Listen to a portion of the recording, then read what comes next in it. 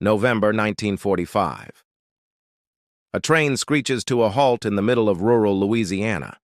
Inside one of its cars, behind iron bars, 3 German women clutch their worn army coats, eyes hollow, hearts braced for hell. For weeks, they'd been told the Americans were monsters. That capture meant starvation, humiliation, maybe worse. But when the doors slide open, what greets them isn't punishment. It's the smell of roasted chicken, real butter, fresh bread. And as they're led into a mess hall lined with steaming trays of food, something happens that none of them, not even their commander, Greta, could have prepared for.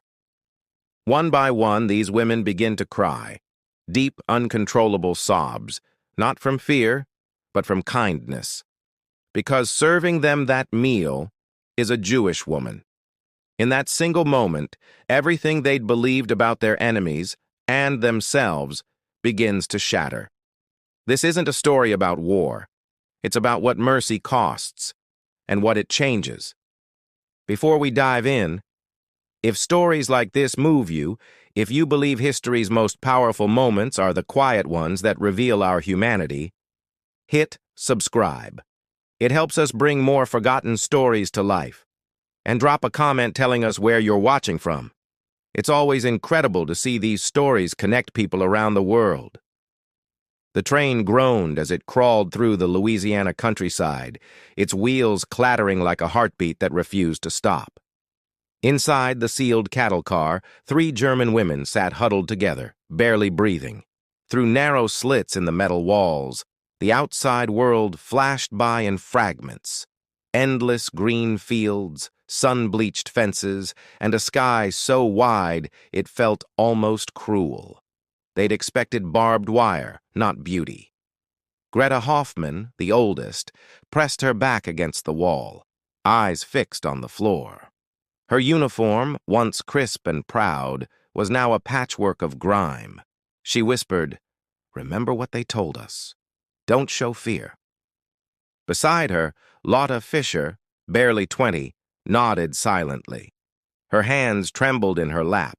She'd seen propaganda reels of American cruelty, soldiers laughing over corpses, women worked until they collapsed. She tried to believe it would prepare her. But when the train finally lurched to a stop with a metallic shriek, none of that preparation mattered. The moment the doors slid open, sunlight stabbed through the darkness, and their world shifted. The women blinked against the glare, expecting shouts, dogs, maybe the crack of a rifle.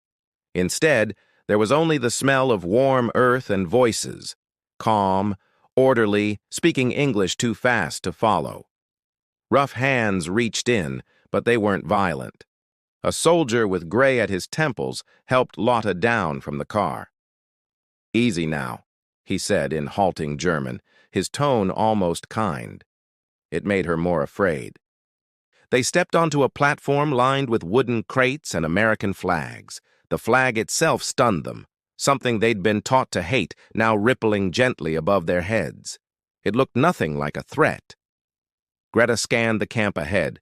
Fences, yes, but low ones. Barracks, but clean.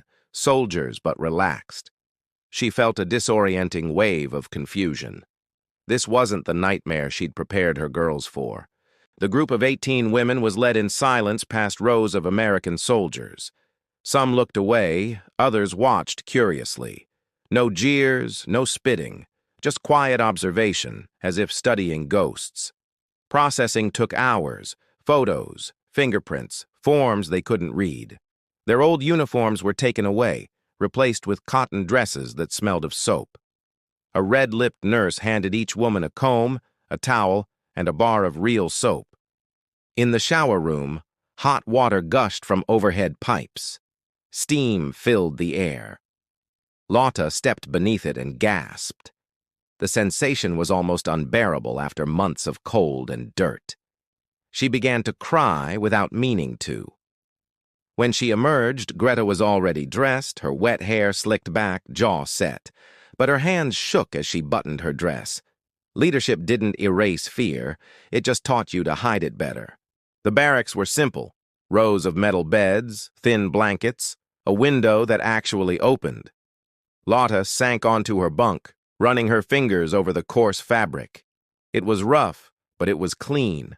That alone felt impossible. Through the window, they saw something stranger. Male German POWs in another compound, playing soccer in the dust, laughing. One man juggled the ball on his knees as an American guard smoked nearby, smiling faintly. Anna, the third woman in their trio, whispered, "Where are the dogs? The guards with guns? Why are they letting them play?" Greta said nothing. The silence said more than disbelief ever could. At 4 o'clock, a young private posted a schedule on the wall. Lotta strained to read the words: roll call, work detail, recreation, dinner, mess hall B. The last word hit her like a punch. Dinner. She hadn't tasted a real meal in months, maybe years. Her stomach growled in betrayal. She turned to Greta, hesitant. "Maybe it won't be as bad as we thought." Greta didn't answer. She was staring out the window. Following her gaze, Lotta saw a woman in a white apron moving through the camp kitchen. Dark hair pinned neatly back. A small silver pendant glinted at her throat, a Star of David catching the sun. Lotta's breath caught. She began. Greta cut her off softly. "Quiet." But her face had drained of color. A Jewish woman cooking their food, feeding them. The thought twisted something deep inside them both. They'd been taught that Jews were subhuman, that mercy from such a person was unthinkable. Yet here she was, alive, working freely, preparing dinner for the very soldiers who'd served her destroyers. The hours crawled toward evening. The camp's calmness felt unbearable, its order almost mocking.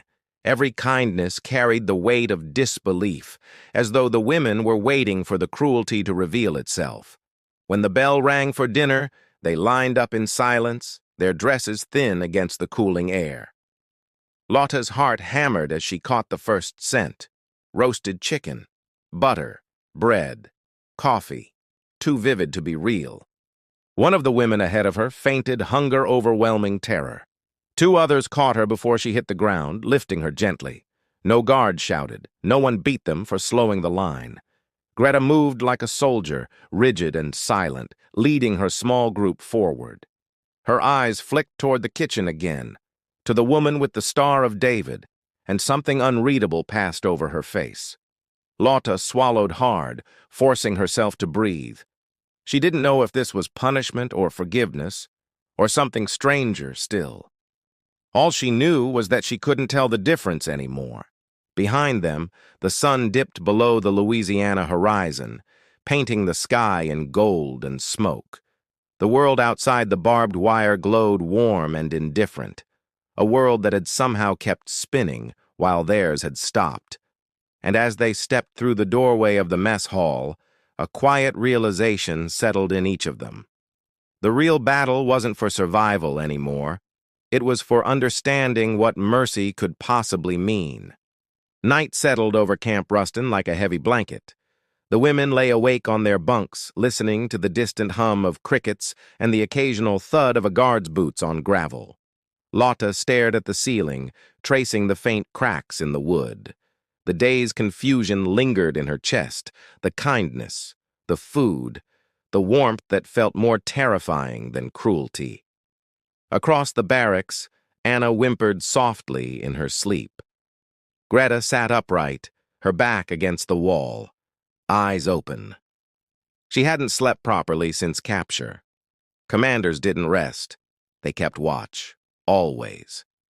But even Greta couldn't quiet the noise in her head. The images refused to fade. American soldiers carrying trays of food instead of rifles, that Jewish woman cooking for them without fear. Propaganda had been her oxygen. It had justified every order she'd given, every night she'd silenced her doubts. But tonight, lying in this quiet camp, she felt those certainties splinter. Lotta turned toward her. "Do you think they'll hurt us later? Maybe this is a trick?" Her voice cracked on the last word, halfway between hope and dread. Greta hesitated before answering. "I don't know," she said finally, "but kindness can break you faster than pain." Her tone was flat, but her eyes betrayed something else, the faint flicker of wonder, maybe even guilt. The next morning, sunlight poured through the barracks windows, soft and golden. The women rose slowly, half expecting the illusion to shatter overnight. But breakfast was waiting. Oatmeal, coffee, even sugar. Real sugar. Anna burst into tears at the sight. The guard on duty looked away, pretending not to notice. It was easier to let them cry than to understand why they did. After roll call, they were assigned tasks: laundry, cleaning, kitchen assistance. Lotta volunteered for laundry, grateful for something to do, anything to quiet her mind. By noon, her hands were raw from scrubbing uniforms in cold water.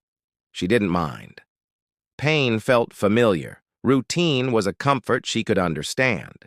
The Americans' politeness was not. One of them, a young soldier named Sullivan, passed her a towel and smiled. "Danke," he said awkwardly. The word sounded strange in his mouth, sincere, clumsy, human. Lotta froze. She'd been trained to see Americans as faceless enemies. But this boy couldn't have been older than 19. He reminded her of her brother, lost somewhere on the Eastern Front. That night, when the lights dimmed, Greta gathered the women quietly. "Don't trust them," she warned. "Mercy has a price." But her voice lacked conviction. Even she could feel the lie in her own words. She told herself she was protecting them, maintaining discipline, holding on to something solid. Yet beneath the surface, fear and doubt tangled like roots in dark soil. The truth was simpler and far more dangerous. Lotta lay awake again, the faint taste of sugar still on her tongue. It was the first sweetness she'd known in years, and it frightened her. Because if kindness could be real, what else had been a lie? Outside, the camp settled into silence. The American flag above the gate fluttered in the night breeze, its colors catching the moonlight. To the women inside, it no longer looked like an enemy's banner. It looked like a question. The next morning arrived with a crisp bite in the air, the kind that made breath visible. The women lined up outside the barracks, shivering in thin dresses that smelled faintly of soap. A bell rang somewhere near the kitchens, followed by the rhythmic clatter of pots and pans. The sound carried across the camp like music, foreign, steady, strangely comforting. Lotta lifted her face toward the breeze, catching it. That smell again. Roasted chicken, bread baking, butter melting on metal trays. The scent struck her chest like memory made physical. It reminded her of home, of her mother humming by the stove before rationing began, before the war swallowed everything. But home was gone now, bombed, burned, buried. Greta stood beside her, jaw tight, eyes forward. "Don't look too eager," she muttered. "They're watching." Yet even she couldn't keep her stomach from tightening at the scent drifting through the air. Inside the kitchen, Sarah Cohen worked silently. Her hands moved with practiced precision, basting golden chickens, slicing loaves of bread still steaming from the oven. The room glowed with heat and conflict. Each movement was an argument between rage and duty. She'd lost cousins in camps whose names these women probably knew. Yet here she was, feeding their kind, refusing to become what hate demanded. Her assistant, Private Martinez, noticed her trembling hands. "You sure about this?" he asked softly. "They don't deserve your grandmother's recipe." Sarah paused, staring at the oven door as if it could answer for her. "My grandmother used to say," she murmured, "mercy isn't weakness, it's resistance." But her throat tightened around the words. Resistance to what? To hate? To vengeance? To the part of her that still screamed? As the food was plated, the air grew thick with scent. Warm fat, herbs, and bread crusts crisping in the heat. Soldiers passing by stopped mid-step, inhaling deeply. Even they smiled. Back in the barracks, The women sat restless. Hunger sharpened every sound, footsteps, voices, the echo of ladles against metal. They weren't sure whether to dread or crave what was coming. Anna fidgeted on her bunk. "It smells like Christmas," she whispered, then bit her lip as if she'd said something dangerous. The word Christmas carried too much memory, too much loss. Greta didn't answer. Her eyes stayed on the window, on that kitchen she could almost see. "Kindness," she said under her breath, "is just another kind of weapon." But her voice wavered. When the dinner bell rang, they stood in silence. The line outside stretched long, shadows cast by the setting sun. Lotta's pulse quickened. Anticipation and terror knotted together in her throat. They filed into the mess hall. The room was plain but spotless, the tables long and bare except for tin plates already waiting. The air shimmered with warmth, with something dangerously close to welcome. Then Sarah appeared from the kitchen doorway, apron dusted with flour, the Star of David catching the light. Every German eye followed that glint, that unbearable truth in metal and faith. Lotta's breath caught. She'd imagined vengeance, cruelty, starvation. Not this, a Jewish woman feeding them like humans. She didn't know whether to eat or to apologize or to disappear. Greta felt the same vertigo twisting in her gut. She'd told her girls to prepare for punishment. Instead, she was being asked to confront mercy, and mercy, she realized, was far harder to survive. The room waited in breathless silence. The smell of food filled every corner, every memory, and as the first platters were set down, they understood that this meal would change them, not because of its taste, but because of what it meant. Steam rolled off the stoves in thick waves as Sarah Cohen moved between them. Sleeves rolled high, hair pinned back. The kitchen smelled of rosemary, garlic, and something heavier, unspoken grief. Her hands moved quickly, almost automatically, turning chickens, checking bread, stirring pots. But her mind wasn't here. It was in Brooklyn, in her grandmother's kitchen, where the world had once felt safe. Her grandmother had taught her that food could be an act of defiance. "When the world wants you small," she used to say, "you eat like a king. That's how you fight back." Now Sarah wasn't sure what fight she was in. Feeding German prisoners, women who'd worn the same uniform as the men who murdered her family, felt like a betrayal of everything she'd survived. Private Martinez, cheerful as always, broke the silence. "You don't have to go all out, you know. They're prisoners, not guests." His voice was casual, but his eyes searched hers carefully. Sarah didn't look up. "They're human," she said, though her voice cracked halfway through. "Hungry is hungry. Hate doesn't change that." She turned a chicken, the golden skin blistering perfectly, and swallowed the lump in her throat. Martinez leaned on the counter, lowering his voice. "My cousin helped liberate Dachau. He don't talk about it, not ever. And you're cooking for them?" His tone held disbelief, not judgment, just confusion. Sarah stopped basting for a moment, staring at the rising steam. "My mother says mercy isn't weakness," she said softly. "She says it's the hardest strength." Then, quieter still, "I'm trying to believe her." But the rage was still there, coiled deep, waiting. These women's uniforms were the same as those who'd emptied her grandmother's apartment, who'd burned her synagogue, who'd made the world stop meaning anything.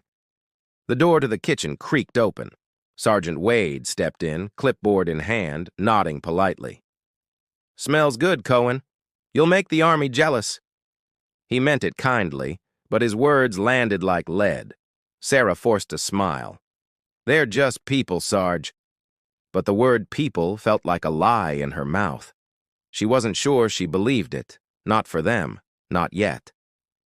When Wade left, she set down her knife and leaned on the counter, breathing hard. Her reflection in the metal pot looked foreign.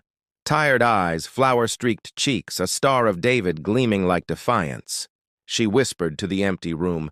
"How do you feed monsters without becoming one yourself?" The question hung there, unanswered, swallowed by the sound of boiling water and the slow tick of the clock. Memories rose without mercy, letters with black edges, telegrams that began with, "We regret to inform you." Names that used to mean love now meant absence. Cousins, uncles, her grandmother, all gone. She wanted to hate efficiently, cleanly, like fire consumes paper. But hate didn't burn away the past. It just kept it smoldering. And right now, mercy was the only thing that didn't hurt to hold. Martinez called from across the room, "Dinner's ready, chef." She nodded, slipping into motion again, arranging trays, wiping the counters until they gleamed. Work was her armor. Purpose was the only prayer she had left. Outside, through the window, she saw them, the German women lining up, faces pale, hands shaking, and for the first time she noticed how young they looked. Not villains, just frightened, broken girls. Sarah closed her eyes. "All right," she whispered to herself. "Let's feed them." She lifted the first platter with trembling hands, stepping toward the mess hall, toward an act of mercy that terrified her more than hate ever had. The mess hall hummed with silence. Not a sound, not a whisper.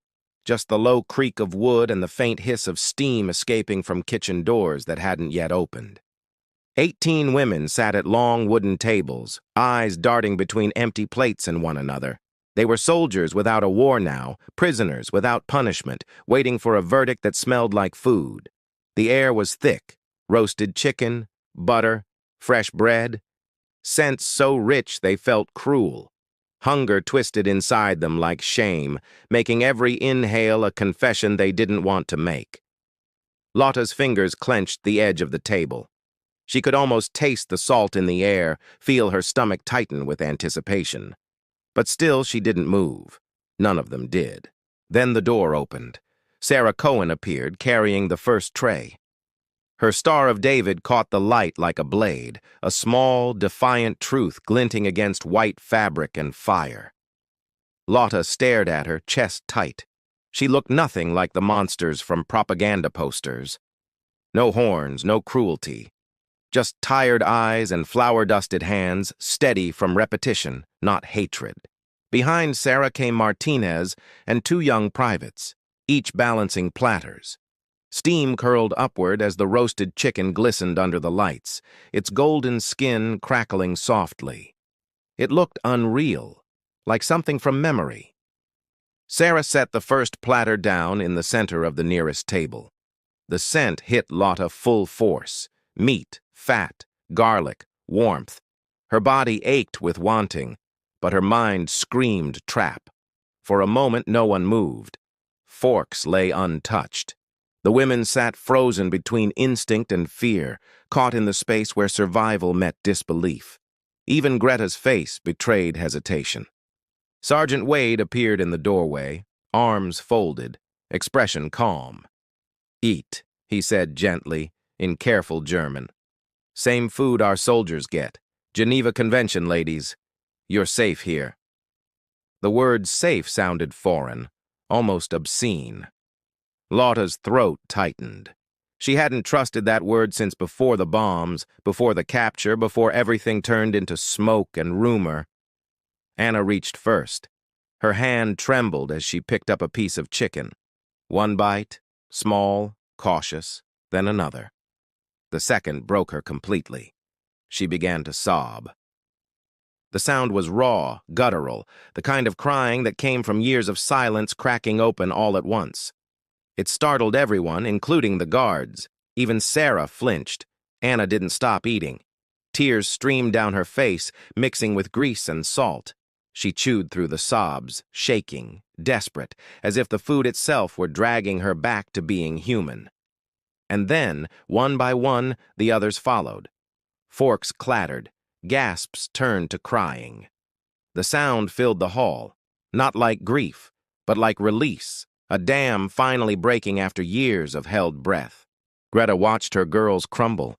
For so long she'd held them upright through fear and hunger, through lies that had felt like faith. But this mercy, this unbearable kindness, unmade her. She picked up her fork with military precision, cut a small piece of chicken, and tasted it. It was perfect, tender, rich, alive. Her chest tightened, eyes burning. She lowered her head and wept silently. Across the room, Sarah stood in the doorway, frozen. She had wanted to hate them. She had prepared herself to feel nothing. Instead, watching them cry, she felt her own anger begin to tremble. The sound of their weeping filled her chest with something she didn't want to name. Recognition. These weren't symbols of evil. They were women who had believed lies, just as she had once believed in safety. Lotta pressed a piece of bread to her lips and whispered something to no one. "They're feeding us like we're human." Sarah understood the words, and for the first time she almost believed forgiveness might be possible, even if neither of them knew how. The mess hall lingered in silence long after the last bite was taken. The air was thick with the scent of food and something heavier, shame, disbelief, and the echo of weeping. Plates sat half empty, forks abandoned mid-air. The women stared at their hands as if they no longer belonged to them, unsure whether to feel gratitude or guilt. Both emotions hurt too much. Greta sat very still, posture rigid out of habit. Her tears had dried, leaving salt streaks on her face. Inside, though, something trembled, a foundation cracking beneath 20 years of certainty. Across the room, Sarah Cohen stood by the door, hands still gripping the tray she'd carried in. She'd thought anger would protect her. Instead, it was mercy that felt like fire. Martinez whispered beside her, "You okay, Sarge?" She didn't answer. Watching those women cry had torn something open in her, a place she thought she'd sealed shut years ago. Greta rose slowly, gathering herself with military precision. Her voice when she spoke was hoarse but steady. "Thank you," she said in broken English, to no one in particular, or maybe to everyone. The words hung in the air like an admission. Sarah's eyes flicked toward her, meeting Greta's for the first time. For a heartbeat, two women, enemies by history, saw each other without uniforms. Later, in the barracks, the women lay awake again, this time not from fear, but confusion. The taste of butter lingered like a ghost they couldn't name or expel. Lotta whispered into the dark. "Why would they feed us like that? Why treat us kindly when we lost?" The question wasn't meant for an answer, but Greta answered anyway. "Because they can afford to," she said quietly. "Mercy is luxury. It costs nothing for the victors." Yet even as she spoke, she knew it wasn't true. It had cost Sarah something. Morning came pale and reluctant. Outside, the camp moved with its usual rhythm, guards changing shifts, boots on gravel, distant laughter. The world, it seemed, had already decided to keep turning. Lotta volunteered for kitchen duty that day, drawn by something she couldn't explain. Maybe she wanted to see the woman with the star again, to understand the face behind such impossible kindness. Sarah watched her enter, cautious but polite. Their eyes met briefly. No words passed. Only a small nod, acknowledgement, fragile and uncertain, like a truce written in silence. As Lotta scrubbed dishes, she glanced at the bread cooling on the counter, steam rising from soft crusts. The smell made her ache again, not from hunger, but from remembering what home used to be. Sarah caught her watching. "Bread's powerful stuff," she said softly. "In my house, we broke it to mean peace." Lotta hesitated, unsure if she was allowed to answer. Then she whispered, "In mine, too." That night, the barracks buzzed with quiet conversations. Some women felt gratitude, others felt humiliation. A few clung to the old propaganda like a blanket, muttering that kindness was just another form of control. Greta listened without speaking. Her authority felt fragile now, the certainty she'd ruled with gone. She wondered if truth always arrived like this, softly, through small acts that made everything you'd believed crumble. Sarah lay awake too, staring at the ceiling of her quarters. The meal had been meant as duty, nothing more. But the image of those women crying replayed endlessly, each tear undoing a thread of her anger. Outside, the Louisiana night hummed, insects, wind, and the faint sound of laughter from a distant guard post. For the first time, it didn't sound like mockery. It sounded like life beginning again, fragile but real. Winter crept quietly into Camp Ruston. The Louisiana air grew thin and cold, and the cypress trees surrounding the compound stood bare against skies the color of steel. Change was coming. They could feel it. Red Cross trucks began arriving with packages and mail. Cigarettes, chocolate, tiny bars of soap, and letters, real letters, from across the ocean, smelling faintly of damp paper and hope. The women gathered outside the barracks as names were called.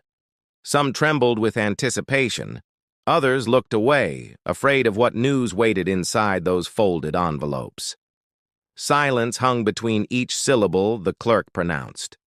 When Greta's name was called, she stepped forward calmly. Her expression gave nothing away, but her hands betrayed her, steady on the surface, trembling at the edges, like glass about to crack. The envelope was thin, official. The handwriting wasn't familiar. She didn't need to open it to know what it contained. She'd written enough telegrams as a nurse to recognize their weight. She unfolded the paper slowly.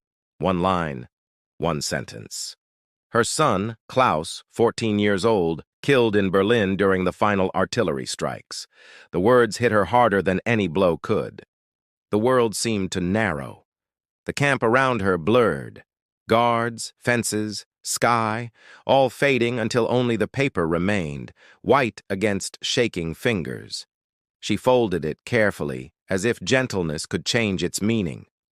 Lotta saw her from across the yard, the way Greta's shoulders straightened too deliberately, the way her face turned to stone. She didn't cry. That made it worse somehow. That evening, Greta lay on her bunk, facing the wall. She didn't speak, didn't eat, didn't even blink much. Her silence was so deep it frightened the others into whispering around her. Sarah heard about it in the kitchen. Martinez brought it up quietly, eyes down. "One of the Germans. Her kid died back home," he said. "Guess she got the telegram this morning." Sarah froze mid-motion, hands buried in dough. For a long moment, she didn't move, didn't breathe. The words struck like a memory she didn't want. That same telegram rhythm, that same hollow finality. She baked an extra loaf that night, small and warm, brushed with egg like her grandmother used to make. The next morning she sent it with Martinez. No note, no explanation, just bread. Lotta brought it to Greta's bedside. "From the kitchen," she said softly. Greta didn't answer, but later, when no one was watching, a small corner of the loaf was missing, crumbs scattered on her blanket. The following day, it was Lotta's turn. Her letter came folded in blue paper, her cousin's handwriting small and uneven. The words inside dissolved whatever fragile hope she'd been clinging to. Her village was gone, her parents missing. The Soviet line had swept through, leaving nothing but empty homes and ash. Her cousin didn't know who had survived, if anyone had. That night, she found Greta still awake, staring at the barrack ceiling. "My family's gone, too," she whispered. Greta didn't turn her head, but she reached out, found Lotta's hand in the dark, and held it. "Mercy doesn't change loss," Greta said quietly. "It only gives you space to feel it." Her voice trembled for the first time.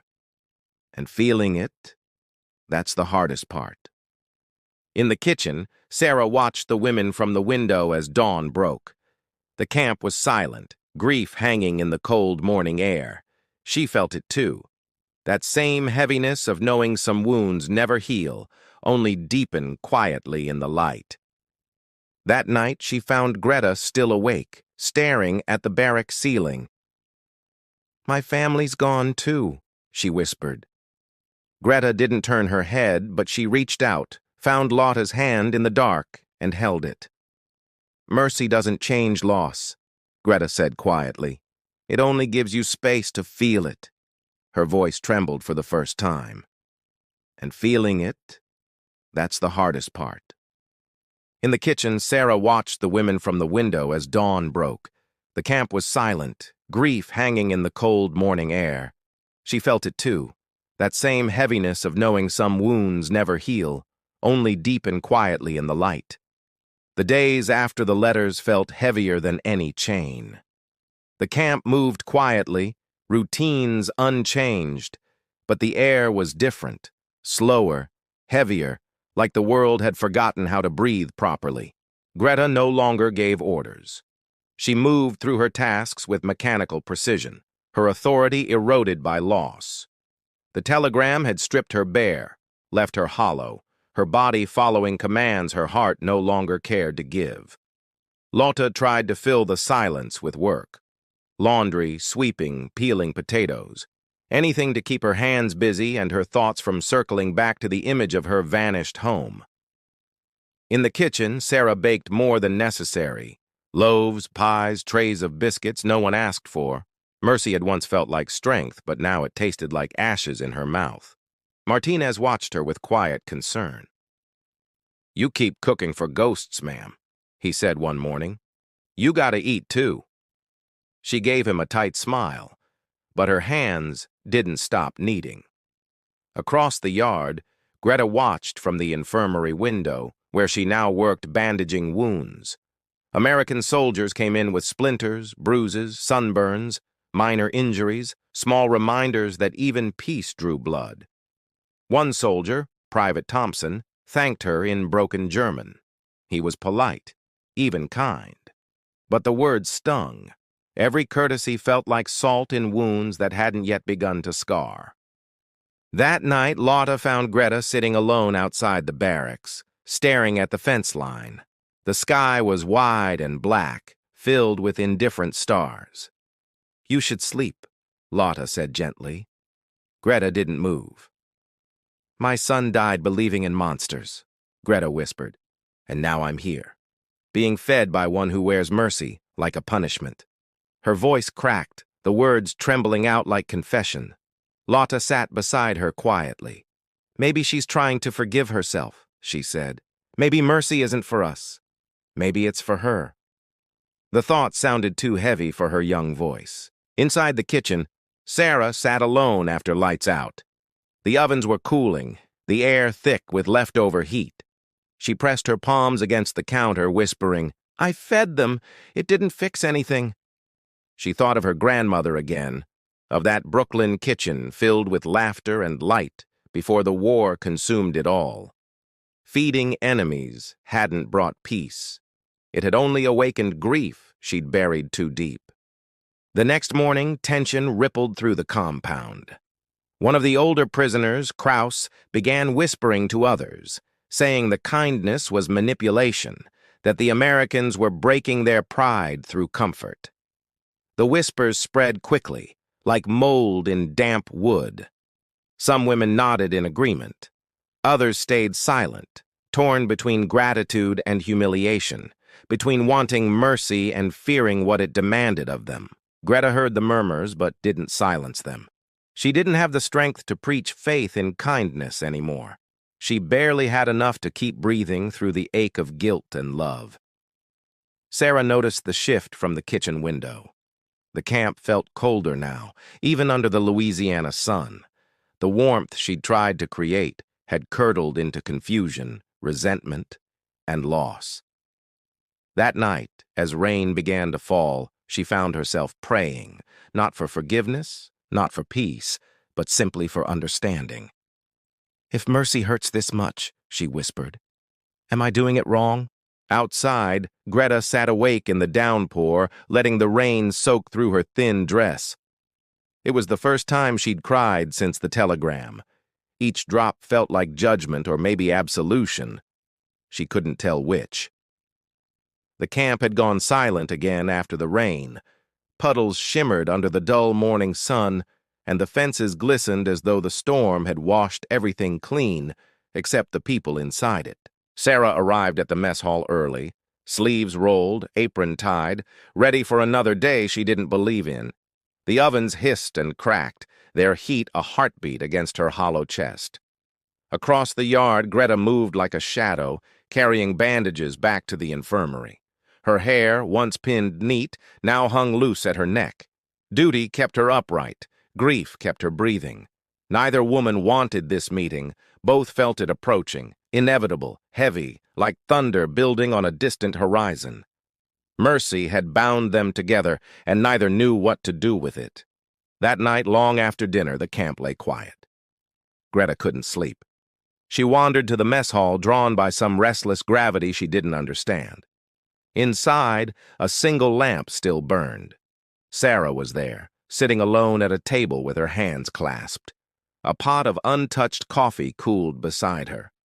When Greta entered, the door creaked softly, like hesitation made sound. For a long moment, neither spoke. They just watched each other, two women on opposite sides of the same shattered world, measuring how much of themselves was still left. Sarah broke the silence first. "I heard about your son," she said in careful German. "I'm sorry." Greta's jaw tightened, eyes flashing. "Are you?" The words weren't anger. They were exhaustion turned sharp. Sarah didn't flinch. "He was 14, she said quietly. "Children shouldn't die for lies." Her voice wavered on the last word, as though she was afraid to name what they'd both served. Greta looked down at her hands. "He believed," she whispered. "I told him we were protecting our country, that the world was against us. I told him monsters deserved no mercy." Her voice broke. The silence stretched, heavy and human. Sarah looked at her for a long time before speaking. "My grandmother died in a camp wearing a yellow star," she said. "I thought feeding you would dishonor her." Greta's eyes flicked to the Star of David at Sarah's throat. It gleamed faintly in the lamplight, a symbol both holy and unbearable. "Then why did you?" she asked, barely breathing the words. Sarah's hands trembled as she answered. "Because my mother told me mercy doesn't make things right. It just keeps us human when nothing else will." The admission tasted like both faith and failure. Greta's breath shuddered. "I don't know how to be human anymore," she said. "Every day I wake up and I can't find what's left that isn't poisoned by hate." Sarah leaned forward, eyes soft but steady. "Then start with truth," she said. "The kind that hurts. The kind you can't unlearn. Truth is the only mercy that matters." Tears welled in Greta's eyes. "My boy died for lies," she whispered. "How do I live with that?" Sarah didn't look away. "By refusing to pass them on," she said. "That's how you honor him." The words sat between them like a fragile bridge. Not forgiveness, not yet, but something smaller, understanding. The kind that hums beneath grief like a thread refusing to break. When Greta finally stood to leave, Sarah rose too. They exchanged no formalities, no parting words. But as Greta reached the door, she turned once more. "Your mercy hurts," she said softly. Sarah nodded. "Mine too." Outside, dawn was beginning to stretch across the camp, pale gold over mud and barbed wire. For the first time, Greta didn't look at the fences. She looked at the horizon and felt the faintest pulse of something almost like peace. Morning settled over Camp Ruston soft and clear, as if the world itself was exhaling. The fences gleamed silver in the sun, the air smelling faintly of pine soap and cooling ash. Greta woke before the others, sitting upright on her bunk. For the first time in weeks, she didn't feel numb, just tired in a way that felt almost peaceful. The words Sarah had spoken the night before still echoed in her mind. Truth is the only mercy that matters. She'd turned the phrase over all night, like a stone in her hands. By roll call, the compound buzzed with quiet tension. Rumors had spread that Greta had spoken with the cook, that she'd broken ranks, that she'd begun to believe what no soldier should. Kraus confronted her by the laundry line.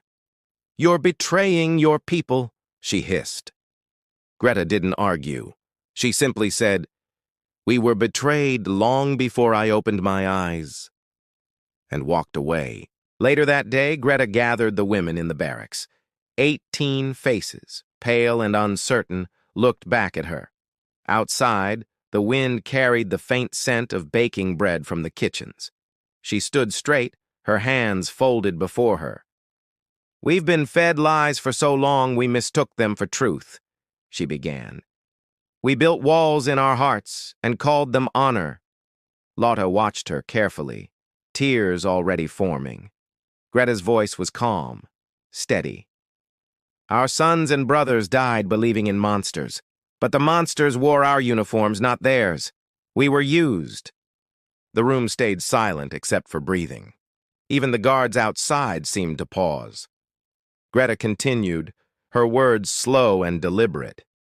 "We can't change what we did, but we can choose what we carry." Kraus spat from her bunk. "You sound like them." Greta nodded. "Maybe I should have sooner." The sharpness in her tone left no room for debate, only reflection. "We can hate forever," she said softly. "Or we can choose mercy, not because they deserve it, but because hate has eaten enough of our lives already." Lotta stood, trembling but resolute. "I don't know how to stop hating," she said, "but I want to try." Her voice wavered, but the courage beneath it was unmistakable. One by one, the women nodded. Not all. Some turned away, but enough. The choice had begun to shift from burden to possibility, from command to quiet act of will. Outside, Sarah watched from the kitchen window. She couldn't hear the words, but she could see the change. Shoulders straightening, faces softening. She let herself exhale for the first time in days. That evening, she baked one final meal for them. Stew and bread, simple, warm. Not as a gesture of forgiveness, but as acknowledgement. They had all survived something unspeakable. That was enough. When Greta came through the mess hall, their eyes met again. No words this time. Just a nod. Mutual recognition of everything Mercy had broken and everything it had rebuilt. After dinner, Greta walked outside. The sun was setting over the wire, painting the horizon gold. For the first time, she didn't think of fences, but of home. Not as a place, but a choice. She whispered to the wind, "I can't forgive the past, but I can refuse to repeat it." The air was still. The words felt heavy, but right. Behind her, the laughter of young guards drifted from the barracks, mingling with the rustle of trees. Somewhere, a radio played soft jazz. Life, clumsy, fragile, beautiful, was continuing. And in that moment, surrounded by the remnants of war and the scent of cooling bread, Greta understood what mercy had truly meant. It hadn't saved her. It had reminded her she was still human,